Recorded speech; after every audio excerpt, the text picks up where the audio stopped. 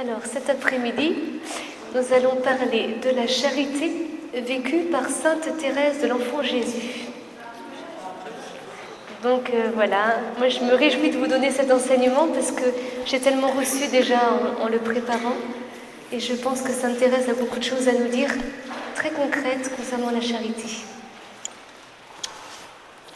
Alors on va vous distribuer une feuille où dessus il y a quelques passages qu'on va étudier plus spécialement cet après-midi. Comme ça vous avez les textes sous les yeux. Je vais attendre un petit peu. Comment ? Oui, on ne sait pas, on vient de prier. Pas nécessaire.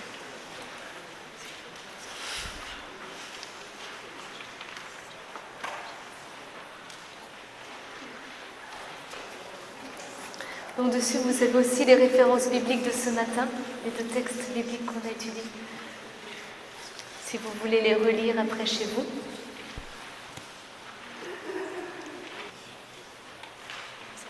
Virginie, si tu veux distribuer dans ce coin-là. Merci.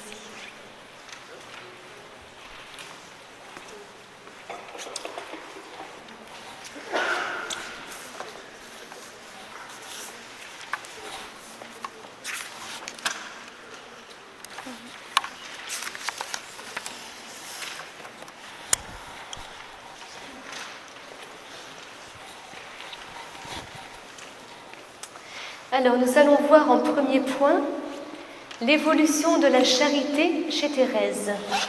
Vous l'avez sur votre feuille.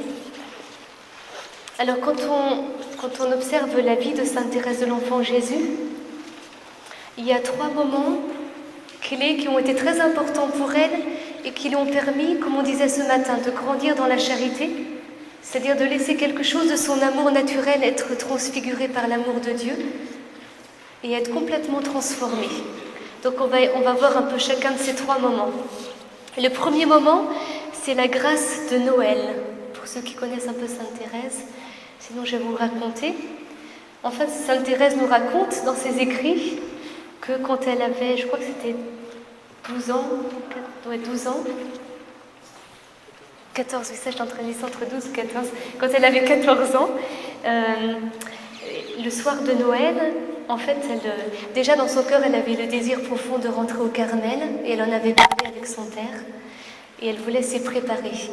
Et donc ils sont allés à la messe de minuit, et en rentrant de la messe, son père est allé près de la cheminée où il y avait les cadeaux, et elle était dans l'escalier, et elle a entendu son père dire à ce moment-là, heureusement que c'est le dernier Noël, parce qu'il était fatigué de la messe de minuit et tout. Et donc, elle avait un problème à cette époque-là, Thérèse, c'est qu'elle pleurait très facilement. Elle était très vite saisie par des sanglots. Elle avait du mal à gérer son affectivité. Tout de suite, la moindre petite remarque, c'était... Elle pleurait, puis elle dit elle-même qu'après, elle pleurait d'avoir pleuré. Donc, elle n'en finissait plus, quoi. Elle avait vraiment du mal à s'en sortir. Et elle exprime qu'à ce moment-là, à Noël, dans son cœur, elle avait le désir de rentrer au Carmel. Et en même temps, elle sentait bien qu'elle en était incapable, parce que justement, elle était trop sensible encore. Il y avait quelque chose en elle qui n'était pas du tout, comme elle dit, bon, j'étais encore dans les linges de l'enfance. Et je pensais déjà me donner et rentrer au Carmel, mais j'étais pas prête. Et donc, voilà, elle monte l'escalier, elle entend son père faire cette réflexion. Et tout de suite, elle a les larmes qui lui viennent aux yeux, et elle a envie de pleurer. Elle croise sa sœur dans l'escalier qui avait entendu aussi, qui s'est dit, ça y est, c'est parti. On en a pour toute la soirée, Thérèse va se mettre à pleurer toute la soirée. Et elle dit qu'à ce moment-là, elle a senti une force venir en elle, et elle est redescendue, et elle a ouvert ses cadeaux devant son père, comme si elle n'avait rien entendu, et comme si c'était la plus heureuse des filles qui étaient comblées par les cadeaux qu'on lui faisait. Et elle exprime elle-même qu'en fait, à ce moment-là, elle a senti la charité entrer dans son cœur, et le besoin de m'oublier pour faire plaisir. Donc, c'est-à-dire qu'elle a compris quelque chose à ce moment-là, elle qui était d'une nature très blessée parce qu'elle a perdu sa mère étant petite, elle a vécu beaucoup d'abandon et donc elle était très blessée dans son cœur et donc très fragile. Et à ce moment-là, elle a compris qu'elle avait le besoin en elle de s'oublier pour faire plaisir et que sa joie était de s'oublier pour faire plaisir. Et la grâce, je pense, de Sainte Thérèse de l'Enfant Jésus, c'est quand elle reçoit comme ça une leçon du Seigneur, elle la vit à fond. On va voir pour les autres, mais elle a fait des pas de géant dans la charité et à travers la petite voix, parce que dès que le Seigneur lui enseignait quelque chose comme ça, eh ben, elle y allait à fond. Elle le vivait à fond, donc elle est rentrée dans cette dynamique-là de s'oublier pour faire plaisir, de laisser la charité grandir en elle à fond. Et elle dit elle-même que ça a été vraiment un miracle dans sa vie. Enfin, ce changement dans son cœur a été pour elle de l'ordre du miracle. Qu'il fallait vraiment quelque chose de grand et à partir de là, ça a changé sa vie. Ça, c'est le premier passage. Donc, elle a fait un premier bascule. Après, elle a pu rentrer au Carmel. Mais déjà aussi, juste avant de rentrer au Carmel, elle a vécu une autre expérience qui a été très forte pour elle concernant l'amour du prochain. Ce qu'on a vu ce matin, là, la deuxième étape. C'est-à-dire qu'un jour, elle était en train de prier. Elle était dans l'église paroissiale où elle priait habituellement. Et elle avait une image devant elle de Jésus crucifié. Et des plaies de Jésus tombaient des gouttes de sang à même le sol. Et à ce moment-là, dans son cœur, elle s'est dit, mais je ne peux pas laisser des gouttes de sang tomber sans rien faire. Je ne peux pas laisser se perdre le sang de Jésus. Et dans son cœur, elle a tout de suite compris que la façon de retenir ces gouttes de sang, c'était de les prendre, c'est-à-dire comme si c'était une offrande qu'elle pouvait faire à Dieu pour quelqu'un. Donc c'est-à-dire elle est rentrée dans l'intercession. Elle a commencé tout de suite à se dire, mais ça veut dire qu'il faut que je les prenne et que je prie le bon Dieu pour quelqu'un d'autre, une intention précise. Et à ce moment-là, à cette époque-là, il y avait un criminel qui a été jugé, qui s'appelait Bronzini. Ceux qui ont lu la vie de Thérèse, vous connaissez. Et donc elle s'est dit, mais je vais prier pour ce grand criminel. On en parlait beaucoup dans les journaux, c'était une grande affaire. Et à ce moment-là, elle s'est dit, je vais mettre toute ma foi, je vais récupérer ces gouttes de sang. Et je crois que ce criminel peut se convertir. Il devait être tué, en fait, il devait être guillotiné. Et je crois vraiment qu'avant d'être tué, il peut se convertir. Elle avait choisi une grosse intention, une intercession béton. Et donc, elle s'y mit à prier pour lui. Normalement, son père ne voulait pas qu'elle lise les journaux, mais en cachette, elle se disait, bon, là, j'ai quand même le droit. Donc, elle allait voir les nouvelles un peu, tout ce qu'on pouvait dire sur Bronzini. Et en fait, c'est comme ça qu'elle a découvert, elle en avait même parlé avec sa sœur, Céline, et puis elles priaient toutes les deux avec foi. Et c'est comme ça qu'au moment de sa mort, en fait, Bronzini n'a pas voulu être confessé. Donc il est monté à la guillotine, et au dernier moment, il s'est retourné, il a pris un crucifix qu'un prêtre à côté de lui tenait, il l'a embrassé 3 fois, et puis après, il est mort. Et pour Thérèse, ça a été vraiment très très fort. Elle a pris encore, comme je disais tout à l'heure, tout ce qu'elle vit, en fait, elle le vit à fond. Donc elle a pris vraiment comme un signe du Seigneur pour lui montrer combien son intercession était puissante, combien il avait besoin d'elle. Et à partir de là, elle a commencé à croire en la puissance de la prière profonde et que le Seigneur avait besoin d'elle pour intercéder. Et je pense qu'aussi en elle, ça venait vraiment rejoindre sa vocation de carmélite, c'est-à-dire qui est vraiment profondément, pour toute carmélite, qui est vraiment l'intercession pour le monde. Donc ça venait, je pense, plus particulièrement encore en elle, faire vibrer quelque chose de particulier, quoi. Donc ça, c'était la deuxième partie. Donc la première grâce, la grâce de Noël, elle a découvert cette ouverture et le besoin de s'oublier. Après, elle a découvert combien sa charité pouvait être active par l'intercession, combien le Seigneur avait besoin d'elle pour ça, c'est-à-dire qu'il exauçait sa prière. Et la troisième étape importante pour elle, ça a été la compréhension de sa vocation. Donc elle a lu en fait le passage de 1 Corinthiens 12, et ça a été une lumière pour elle. Ça, c'était à une période de sa vie où elle venait de faire son engagement, elle venait de faire son offrande d'amour à l'amour miséricordieux. Une prière qu'elle a écrite elle-même où elle offre toute sa vie, tout son être à l'amour miséricordieux. Parce qu'à l'époque, ça ne se faisait pas trop. En fait, il y a une sœur du diocèse de Luçon et qui était décédée. Donc ça, c'est en 1895, et qui est décédée en 1895 et qui s'était offerte en réparation. Enfin, qui s'était offerte en réparation, et donc elle avait beaucoup souffert. Et quand, à l'époque, au Carmel, en fait, quand une sœur décédait, on lisait un petit paragraphe qui expliquait la vie de la sœur et ce qu'elle avait vécu et toute son aventure spirituelle et puis comment elle était morte. Et Thérèse, quand elle a entendu ça, elle s'est dit, ben moi je vais m'offrir à l'amour miséricordieux. Et à ce moment-là, elle a demandé l'autorisation. C'était une époque très janséniste, où c'était beaucoup souffrir pour le Seigneur, et cette dimension-là, de la souffrance qui était très importante. Et elle découvrait à travers son cheminement spirituel tout ce qui est l'amour et la miséricorde de Dieu. Et elle était complètement en opposition avec ce qu'ils vivaient à son époque. Elle n'était pas très comprise dans ce qu'elle vivait intérieurement, dans toute cette dimension-là. Donc elle a fait ce choix de s'offrir à l'amour miséricordieux. Et ça, c'était au mois de juin 1995. Et un an après, quand elle a fait sa retraite spirituelle, le Seigneur lui a vraiment donné des lumières par rapport à sa vocation. Et c'est ce qui s'est déployé même après sa mort. Donc on va lire ensemble ce qu'elle écrit. Vous l'avez sur votre feuille, je crois que ça doit être le premier. Je crois que c'est la première citation. À l'oraison, mes désirs me faisaient souffrir un véritable martyre. J'ouvris les épîtres, donc les désirs dont elle parle, elle l'écrit avant, c'est qu'elle voulait être en même temps apôtre, en même temps prêtre, en même temps prophète. Elle voulait tout vivre, elle voulait être martyre, et elle avait plein de désirs dans le cœur. Elle disait, mais je ne comprends pas, Seigneur, ce qui se passe, parce que j'ai tous ces désirs dans mon cœur, et c'est évident que je ne peux pas les vivre, et qu'est-ce que tu me veux, Pourquoi tu me mets tous ces désirs? Et c'était des désirs pour elle ardents, c'était pas un enthousiasme, en fait, c'était vraiment quelque chose de fort et qui la brûlait, le désir d'aller en Chine missionnaire, et puis en même temps, donc elle était carmélite, donc c'était pas possible. Et donc là, elle nous explique justement ce que le Seigneur lui a révélé. Alors, les chapitres 12 et 13 de la première lettre aux Corinthiens me tombèrent sous les yeux. J'ai lu dans le premier que tous ne pouvaient être apôtres, prophètes, docteurs, etc.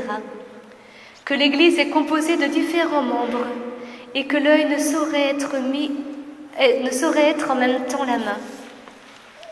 La réponse était claire, mais ne comblait pas mes désirs. Elle ne me donnait pas la paix.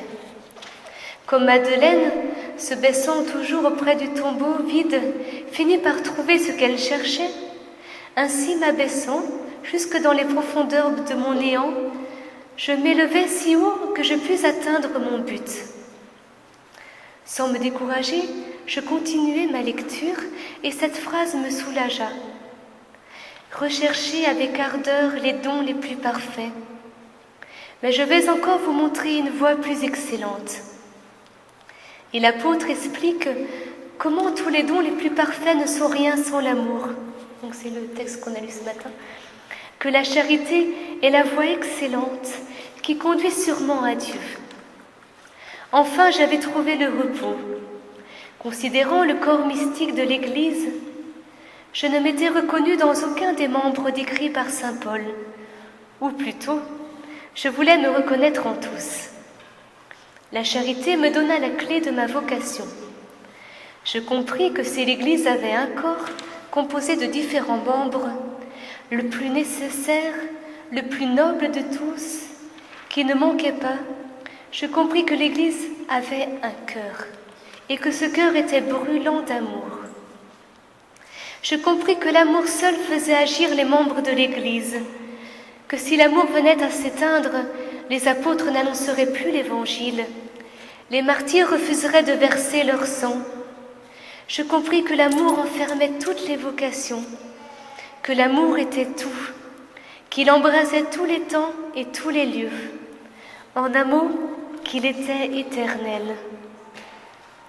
Alors, dans un excès de joie délirante, je me suis écriée « Ô Jésus, mon amour, ma vocation enfin, je l'ai trouvée, ma vocation c'est l'amour. Oui, j'ai trouvé ma place dans l'Église, et cette place, ô mon Dieu, c'est vous qui me l'avez donnée. Dans le cœur de l'Église, ma mère, je serai l'amour. Ainsi je serai tout, ainsi mon rêve sera réalisé. » Pourquoi je parle d'une joie délirante? Non, cette expression n'est pas juste.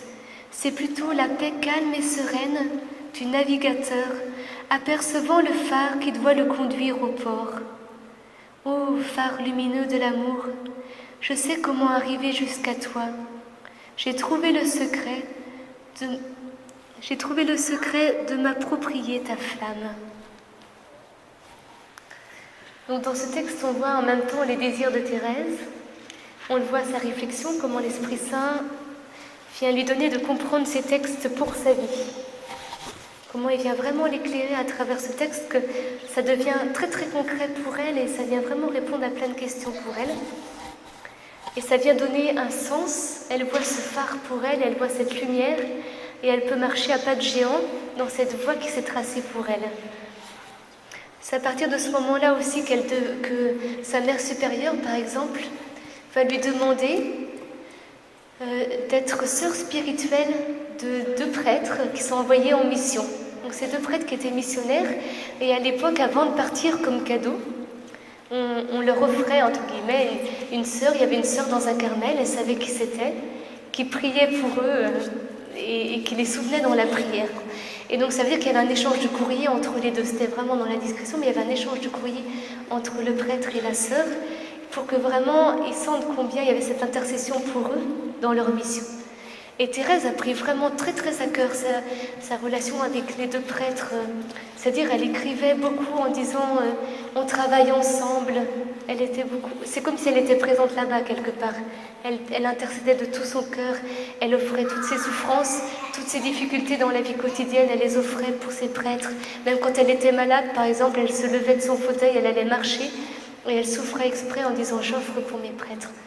Et c'est pour ça qu'elle est devenue après patronne des missions avec Saint François Xavier.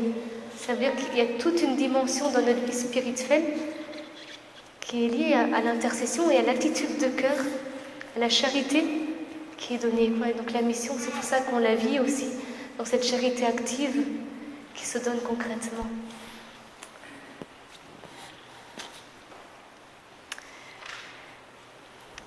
Voilà le premier point. Donc on va voir maintenant chez Thérèse sa charité, c'est-à-dire ce qu'elle dit elle-même de la charité, et en même temps, c'est le deuxième point, ses désirs, la conscience qu'elle a de ses désirs et de son impuissance.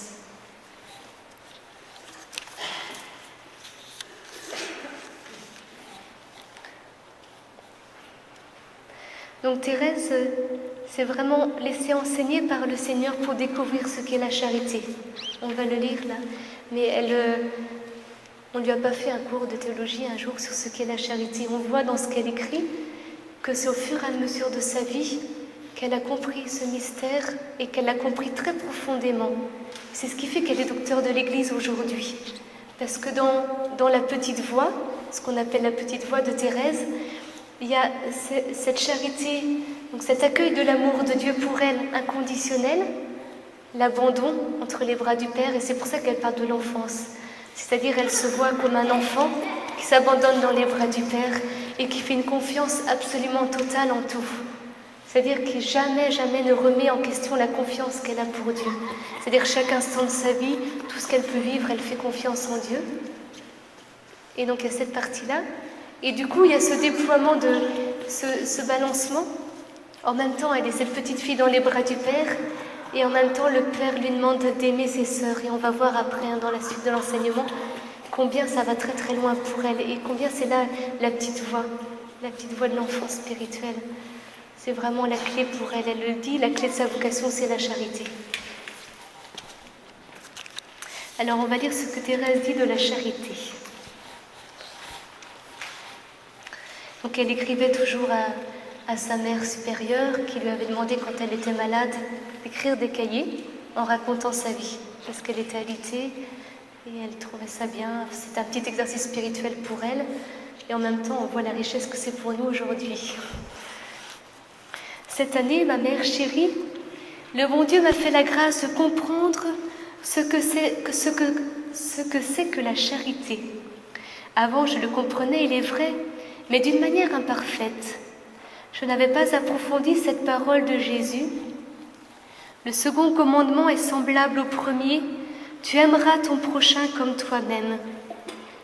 Je m'appliquais surtout à aimer Dieu, et c'est en l'aimant que j'ai compris qu'il ne fallait pas que mon amour se traduise seulement par des paroles. Car ce ne sont pas ceux qui disent « Seigneur, Seigneur » qui entreront dans le royaume des cieux, mais ceux qui font la volonté de Dieu.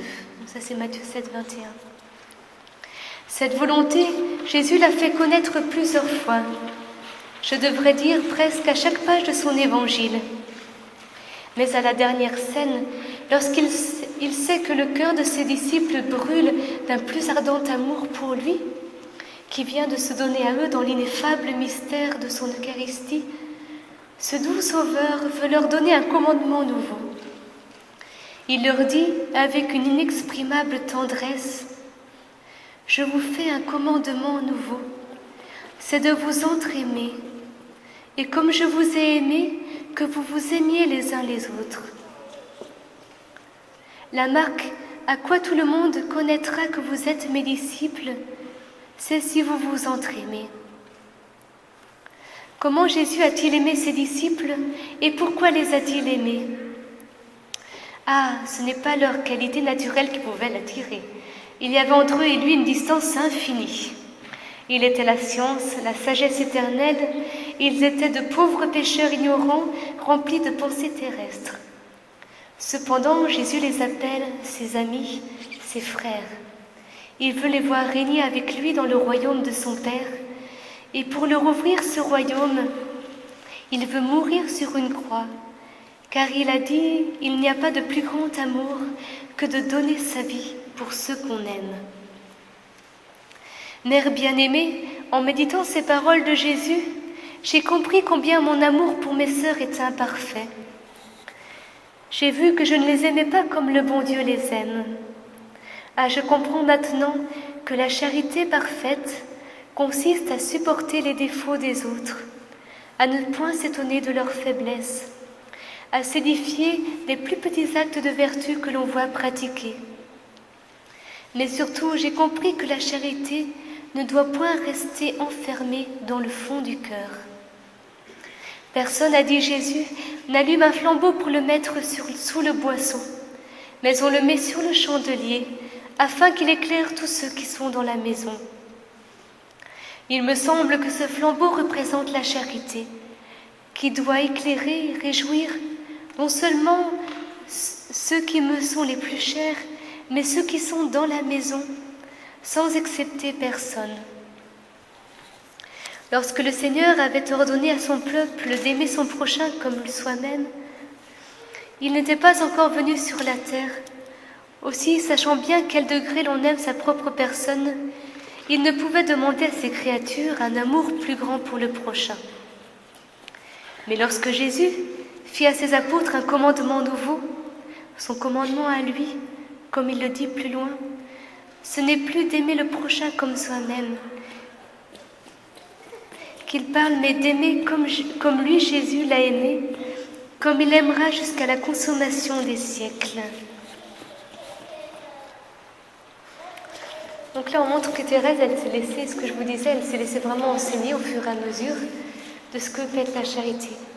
Et il y a un moment donné où elle a compris qu'elle avait offert sa vie comme religieuse, c'est-à-dire elle était tombée amoureuse de Jésus, et à 15 ans, elle était zélée pour le Seigneur, et elle rentre au Carmel, et elle se dit, ça y est, en plus elle avait le désir de mourir jeune, elle dit que le Seigneur lui avait mis ce désir dans son cœur, et donc elle était zélée, et ça y est, je vais donner ma vie, et puis voilà, quoi. Et c'est en rentrant au Carmel qu'elle s'est rendue compte que la charité, c'était quelque chose de très très concret, et que le Seigneur l'appelait à se donner à lui donner toute sa vie, mais avec des sœurs.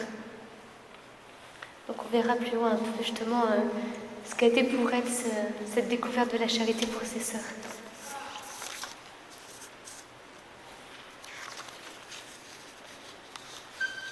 Donc la charité de Thérèse est nourrie par ses désirs.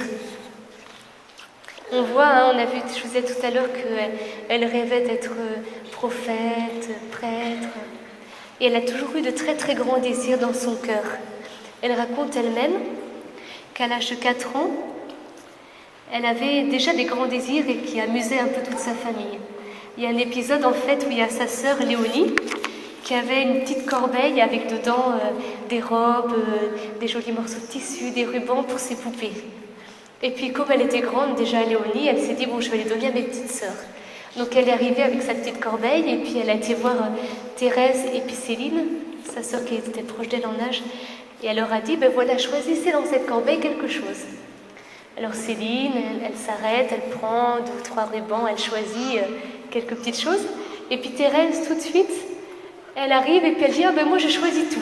Et elle prend la corbeille et elle prend tout le reste. Et ça amusait tout le monde, enfin ils ont trouvé ça, Céline trouvait ça normal et très juste.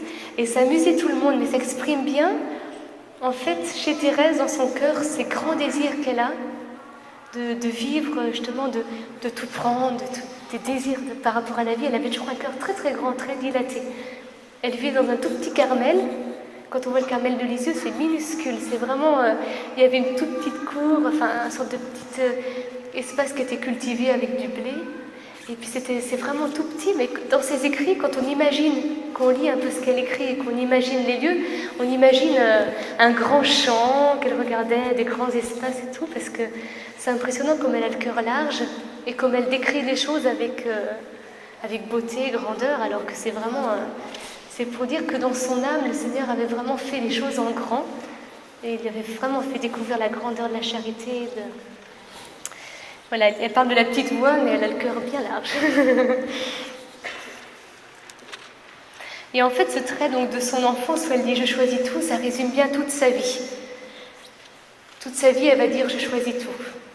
Elle choisit, elle accueille, elle veut vivre les choses à fond. Et c'est pour ça qu'à la fin de sa vie, elle dit « quand j'irai au ciel, moi je passais mon ciel à faire du bien sur la terre. Et il ne faut pas croire que je vais m'arrêter là. » Elle a une foi, elle a une assurance que le Seigneur va l'exaucer. En fait, que quand elle va arriver au ciel, elle va lui dire « bon, moi je vais aller aider les autres maintenant, c'est bien, il y a du boulot à faire. » Et elle a cette assurance-là que le Seigneur, je sais pas, il devait lui mettre cette assurance dans son cœur en fait. Qu'elle pouvait tout demander à Dieu et qu'il exaucerait, qu'elle pourrait aller répandre des grâces sur la terre, répondre aux prières des gens. Et c'est vrai qu'on voit, quand on voit sa vie, c'est quand même hallucinant de voir une carmélite qui meurt dans un Carmel à 24 ans, qui d'un seul coup est connue comme elle l'est aujourd'hui dans le monde entier. C'est vraiment un mystère de Dieu, parce que dans sa providence, il a fait beaucoup. Il a permis que sa mère supérieure lui demande d'écrire ses cahiers. Et c'est ces cahiers-là qui tout de suite ont été publiés et diffusés largement et qui l'ont fait connaître. Mais c'est vraiment un hasard si elle les a écrits. Et en plus, ces cahiers parlent vraiment à tout le monde, parce que tout le monde s'y retrouve dans sa façon d'écrire. Ça a vraiment été écrit par l'Esprit Saint. Enfin, l'Esprit Saint l'a vraiment inspiré. Et je sais qu'à Lisieux, ils reçoivent des lettres du monde entier. Et les gens sont rejoints, par exemple au Vietnam, ils sont vraiment rejoints par toutes les images de fleurs, d'animaux qu'elle a pu écrire. Nous, ça nous paraît des fois bon. Mais en fait, c'est parce que ça parle à d'autres peuples que nous, quoi. Et c'est vraiment étonnant de voir combien Thérèse, en fait, son message est lu par tout le monde. Et par exemple, c'est vrai que quand elle est décédée, c'était la première sœur du Carmel à ne pas être enterrée au Carmel. Il y a une loi qui venait de passer, un arrêté de la mairie, qui demandait à ce que les carmélites soient enterrés dans le cimetière communal. Et donc c'est comme ça qu'elle a été enterrée là-bas, c'était la première, et que très vite, les gens, la connaissaient, on avait entendu parler de cette jeune sœur qui était rentrée au Carmel, ils sont allés prier sur sa tombe, et c'est comme ça qu'il y a eu les premières guérisons physiques, très très vite, la première semaine, et que du coup, il y a eu cette ampleur qui a été prise. C'est faut dire, il y a vraiment un mystère de Dieu, et en même temps, il lui mettait des désirs dans le cœur qu'il voulait accomplir dans sa vie. Donc il lui faisait désirer des grandes choses, mais ce n'était pas pour désirer dans le vide, c'était pour qu'elle mette tout son cœur, tout ce qu'elle est, à répondre à Dieu dans la foi, à pas tout comprendre, mais à accueillir tout ça, à laisser se déployer, et on voit du coup ce que le Seigneur a pu faire, quoi. Comme elle donnait un oui libre à Dieu dans la foi, il a pu du coup accomplir sa volonté dans sa vie. Donc les désirs sont importants pour nous faire grandir dans la charité. Parce que c'est normal, quoi. Pour aimer, il y a notre volonté, et puis souvent, si on a des désirs dans le cœur, c'est ce qui nourrit notre charité. Ce qui nous donne envie d'aimer, c'est les désirs, quoi, qui nous font aller de l'avant, les grands désirs qu'on peut avoir, qui nous font faire des choix pour renoncer, pour aimer. Alors on va voir en deuxième point dans cette partie que Thérèse est aussi face à son impuissance. Et elle a complètement conscience de sa pauvreté, de ses limites et de ses incapacités. Elle a des grands désirs et puis en même temps, elle a la foi que le Seigneur veut les combler, et en même temps elle sait bien que alors qu'elle ne peut pas faire grand-chose et que par elle-même, elle n'arrivera pas à grand-chose. Et c'est pour ça justement qu'elle recherche après, elle demande des explications au Seigneur et qu'elle découvre la petite voie. Parce que la petite voie, ça lui correspond exactement. Elle a des grands désirs, elle veut être sainte, elle veut aimer, et puis en même temps, elle découvre que justement, il y a un petit raccourci pour arriver à ses désirs. Donc, est-ce que vous avez sur votre feuille le passage qui parle justement de la petite voie? Celui-là. Oui, il en reste qu'un là, c'est ça? Ouais. Non, donc je vais vous lire un passage que vous n'avez pas sur votre feuille, justement, où elle parle de sa compréhension de la petite voie, et justement entre son désir et son impuissance, l'équilibre entre les deux. Vous le savez, ma mère, j'ai toujours désiré être une sainte. Mais hélas, j'ai toujours constaté que lorsque je me suis comparée aux saints, il y a entre eux et moi la même différence qui existe entre une montagne dont le sommet se perd dans les cieux et le grain de sable obscur foulé sous les pieds des passants. Donc c'est pour dire l'image qu'elle utilise, c'est toujours... Donc elle a conscience de ses limites. Au lieu de me décourager, je me suis dit, le bon Dieu ne saurait inspirer des désirs irréalisables. Je puis donc, malgré ma petitesse, aspirer à la sainteté. Me grandir, c'est impossible. Je dois me supporter telle que je suis, avec toutes mes imperfections. Mais je veux chercher le moyen d'aller au ciel par une petite voie bien droite, bien courte, une petite voie toute nouvelle. Nous sommes dans un siècle d'invention. Maintenant, ce n'est plus la peine de gravir les marches d'un escalier.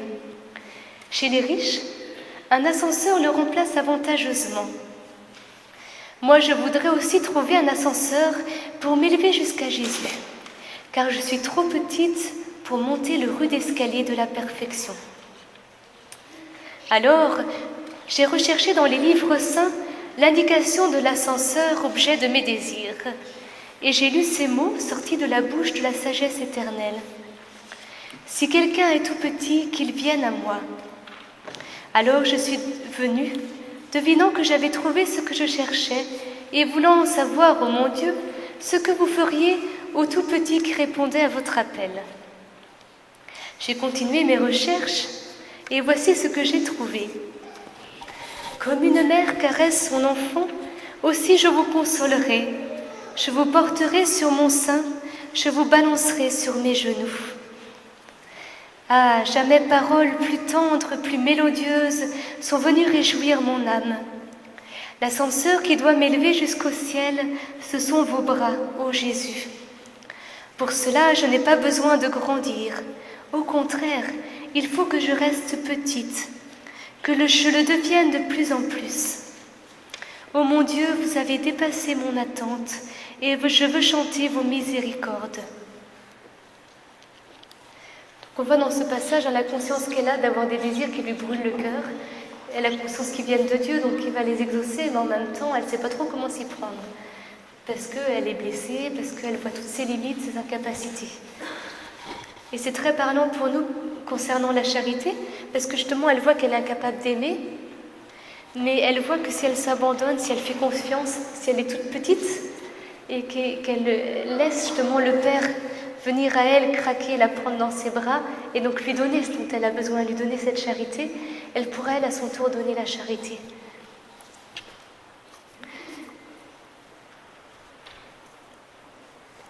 Et Thérèse a conscience aussi, profondément, comme on le disait un petit peu ce matin, que l'amour est lié à la souffrance, et la souffrance à l'amour. Elle a beaucoup souffert dans sa vie. Elle a souffert étant petite, et puis après au Carmel, elle a toujours rencontré des souffrances. Elle a souffert quand son père était malade, et de toutes sortes de choses aussi, même dans son Carmel. On verra plus en détail tout à l'heure, mais c'est vrai que elle, c'était une fille de la ville. Il y avait ses sœurs qui étaient là aussi. Donc elle souffrait parce qu'il fallait qu'elle change sa relation avec ses sœurs. Elle était plus dans sa famille, mais elle était consacrée Donc elle savait dans son cœur qu'il fallait qu'elle prenne du recul avec sa famille. Donc c'est vraiment pas facile quand on vit tout ensemble sous le même toit. Et d'accepter de mettre une distance parce que c'était son choix de vie comme carmélite. Et puis aussi dans son Carmel, la famille Martin, déjà ça faisait des histoires parce qu'il y en avait 4 qui étaient au Carmel, donc ça faisait beaucoup d'histoires. Enfin, je veux dire, les autres sœurs se disaient oui, bon, la famille Martin, ça faisait un peu le clan. Enfin, le voyait comme ça, alors que Thérèse, justement, dans son cœur, elle vivait vraiment, justement, en prenant la distance, et elle aimait toutes ses autres sœurs, comme ses sœurs de chair, elle ne voulait pas faire de différence. Et en même temps, c'était une famille, enfin, Thérèse avait une certaine éducation, était très artiste, elle peignait beaucoup, alors que les autres carmélites du Carmel, c'était beaucoup des filles qui s'occupaient des chants, qui étaient plus physiques, enfin, qui n'avaient rien à voir avec l'éducation de Thérèse et ce qu'elle était, elle. Et qui ne la comprenait pas facilement. Elle, physiquement, en plus, elle avait une petite santé, elle est rentrée à 15 ans.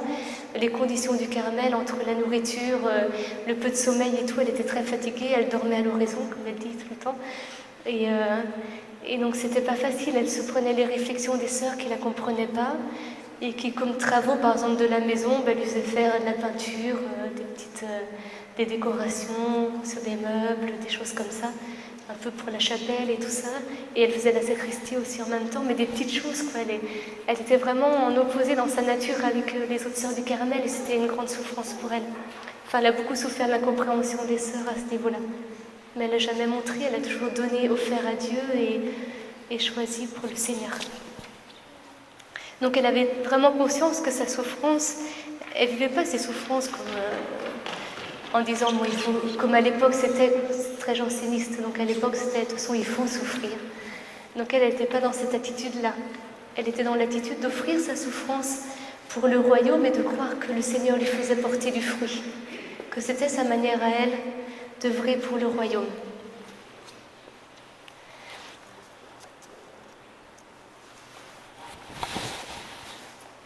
Alors on va voir le dernier point, la charité concrète de Thérèse, souffrance et mort de ses sœurs.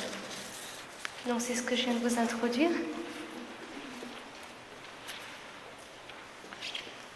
Donc elle avait conscience de l'importance de la souffrance et elle dit « Car est-il une joie plus grande que celle de souffrir pour votre amour ? Plus la souffrance est intime, moins elle paraît aux yeux des créatures, plus elle vous réjouit, ô mon Dieu. » Donc le Seigneur lui manifestait quelque part qu'il accueillait sa souffrance, enfin, qu'il venait lui donner un sens. Et donc elle ne souffrait pas dans le vide comme ça pour souffrir, mais elle acceptait que le Seigneur lui demande ça. C'était lié aussi à sa vocation de carmélite, enfin c'est très proche pour elle de sa vocation. Et donc elle explique là dans ses écrits, donc c'est ce qu'on va lire ensemble, que elle a beaucoup souffert dans la vie fraternelle. Là, je vais vous lire d'abord un autre passage où elle explique justement dans la vie fraternelle ce qui était difficile pour elle. Mère bien-aimée, le saint roi David avait raison lorsqu'il chantait qu'il est bon, qu'il est doux à des frères d'habiter ensemble dans une parfaite union. C'est vrai, je l'ai senti bien souvent, mais c'est au sein des sacrifices que cette union doit avoir lieu sur la terre. Ce n'est point pour vivre avec mes sœurs que je suis venue au Carmel. C'est uniquement pour répondre à l'appel de Jésus. Ah, je pressentais bien que ce devait être un sujet de souffrance continuelle de vivre avec ses sœurs, lorsqu'on ne veut rien accorder à la nature. Comment peut-on dire que c'est plus parfait de s'éloigner des siens ? A-t-on jamais reproché à des frères de combattre sur le même champ de bataille ? Leur a-t-on reproché de voler ensemble pour cueillir la palme du martyr ? Sans doute, on a jugé avec raison qu'ils s'encourageaient mutuellement, mais aussi que le martyr de chacun devenait celui de tous. Ainsi en est-il dans la vie religieuse que les théologiens appellent un martyr. En se donnant à Dieu, le cœur ne perd pas sa tendresse naturelle. Cette tendresse, au contraire, grandit en devenant plus pure et plus divine. qu'elle exprime que le lieu justement de la vie fraternelle, c'est en même temps le lieu où on apprend à aimer concrètement, et en même temps qu'il y a un lieu de souffrance et de martyre. Et elle racontait justement un exemple avec une sœur. C'est pour vous montrer, dans ce passage qui est sur votre feuille et qu'on va lire, justement elle va vous montrer combien elle avait choisi dans la vie fraternelle de ne pas vivre la relation avec les sœurs superficiellement, entre guillemets, c'est-à-dire, par exemple, quand elle ne s'entend pas bien avec une sœur, de tout faire pour la fuir. Quand il y a quelque chose qui ne va pas, de gueuler un bon coup, je ne sais pas comment dire, elle avait choisi d'aimer et de toujours aimer. Et quelque part, de faire des efforts au maximum dans sa vie. Comme je vous disais, Thérèse, quand elle comprenait quelque chose, après elle fonçait. Et au niveau de la charité dans la vie fraternelle, elle choisit justement, elle comprend ça, elle comprend combien c'est important, combien ça porte du fruit. Et du coup, elle ne laisse rien passer. Et là, on va le voir dans ce qu'elle écrit.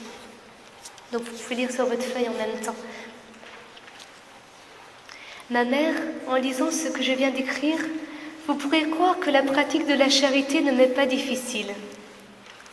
C'est vrai que depuis quelques mois, je n'ai plus à combattre pour pratiquer cette belle vertu. Je ne veux pas dire là qu'il ne m'arrive jamais de faire des fautes. Ah, je suis trop imparfaite pour cela.